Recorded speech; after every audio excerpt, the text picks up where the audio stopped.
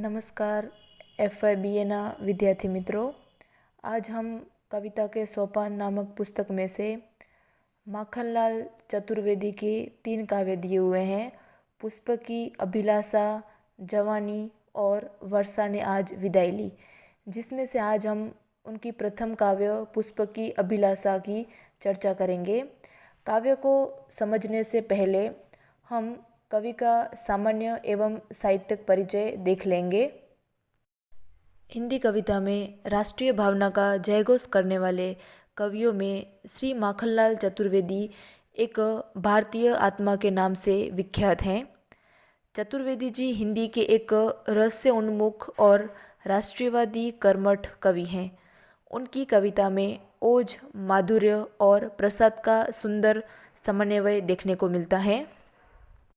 माखनलाल चतुर्वेदी का जन्म 4 अप्रैल 1989 में मध्य प्रदेश के होशंगाबाद जिले के बवाई नामक गांव में हुआ था। उनके पिता का नाम पंडित नंदलाल चतुर्वेदी था एवं माता का नाम सुंदरीबाई। उनके पिता नंदलाल ग्राम पाठशाला में अध्यापक थे। ग्राम की पाठशाला में अपनी प्रारंभिक शिक्षा समाप्त करके खंडवा में मिडिल पास किया और वहीं पर एक पाठशाला में अध्यापक हो गए। अध्यापन कार्य के साथ ही संस्कृत, अंग्रेजी, मराठी आदि भाषाओं का अध्ययन किया। सन 1920 में ही राजनीति में सक्रिय सहयोग देना आरंभ किया।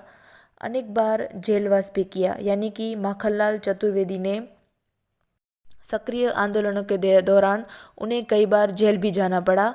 समय समय पर विविध पत्र पत्रिकाओं का संपादन करते रहे।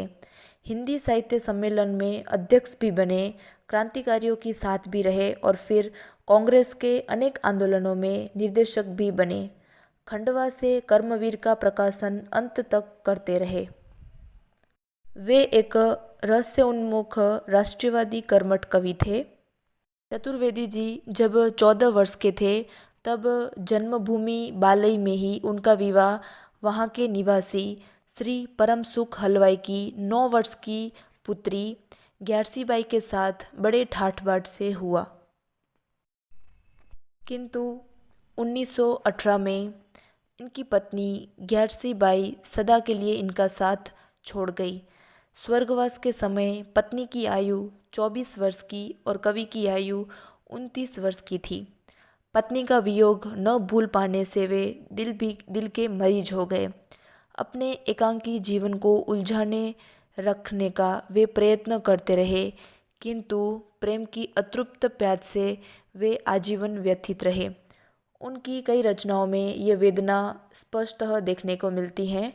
सन 1918 में कानपुर से लौटने पर कवि हृदय रोग से पूर्णतः ग्रस्त हो गए। उनकी शारीरिक स्थिति में कोई अधिक फर्क नहीं पड़ा।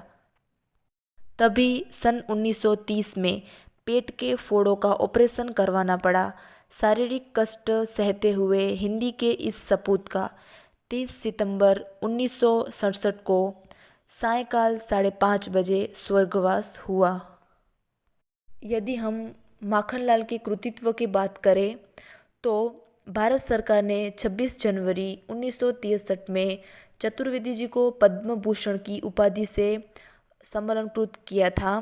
उनकी रचनाओं पर दृष्टि डालें तो हिम किरीटिनी, हिम तरंगिनी, युग चरण समर्पण, विजूरी काजर, आंज रही, ये इनके कविता संग्रह हैं।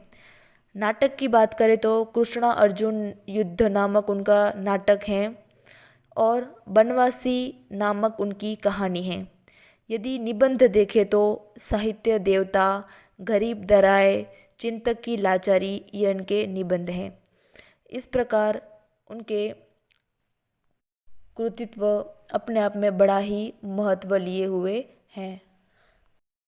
आगे कवि का साहित्यिक परिचय जानने के बाद अब हम काव्य की ओर बढ़ेंगे। तो पुष्प की अभिलाषा नामक काव्य इनकी सुप्रसिद्ध लघु काव्य रचना है। लघु यानी कि छोटा, यानी कि पुष्प की अभिलाषा वह एक लघु यानी कि संक्षिप्त काव्य रचना है जिसमें देश प्रेम की घनिष्ठ भावना पुष्प के प्रतीक द्वारा व्यंजित हुई है। यानी कि संपूर्ण कविता में कवि ने पुष्प को कविता का माध्यम बनाया है। पुष्प की अभिलाषा में जो संदेश दिया है वह नवयुवानों के लिए प्रेरक सिद्ध हुआ है। इस कविता के माध्यम से कवि देश के वीर जवानों को, जो अपनी मातृभूमि की आज़ादी के लिए प्राणों की आहुति देने जा रहे हैं, ऐसे वीर जवानों को श्रद्धा सुमन अर्पित किया है। ये कविता राष्ट्रीय चेतना की कविता है, यानी कि इस कविता में राष्ट्रीय भावना देखने को मिलेगी और इस राष्ट्रीय भावना को कवि ने एक पुष्प के माध्यम से व्यक्त किया है।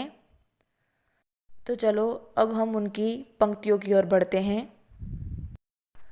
चाह नहीं मैं सुरबा लाके गहनों में गूथा जाऊं, चाह नहीं प्रेमी माला में बींद प्यारी को ललचाऊं।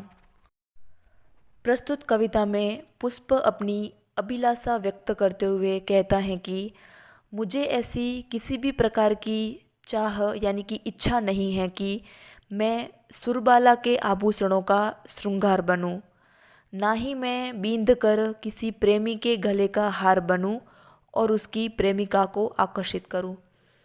अब यहाँ दूसरे शब्दों में कहें तो पुष्प स्वयं बोल रहा है और बोलते हुए अपनी इच्छा प्रकट करते हुए कहता है कि मैं किसी नारी के आभूषणों का श्रृंगार बनना नहीं चाहता। यानी कि एक फूल है, यदि वो किसी आभूषण में लग जाए तो उसकी शोभा और ज़्यादा बढ़ जाती है। या फिर तो कोई प्रेमी है, वो अपनी प्रेमिका के लिए फूलों का हार बनाता है तो उसकी प्रेमिका है उस हार को देखकर खुश हो जाती है। तो फूल यहाँ यह कहना चाहता है कि मैं किसी का श्रृंगार नहीं बनना चाहता और ना ही मैं किसी की प्रेमिका को आकर्षित करना चाहता हूँ। अब अगली पंक्तियों की ओर बढ़ते हैं।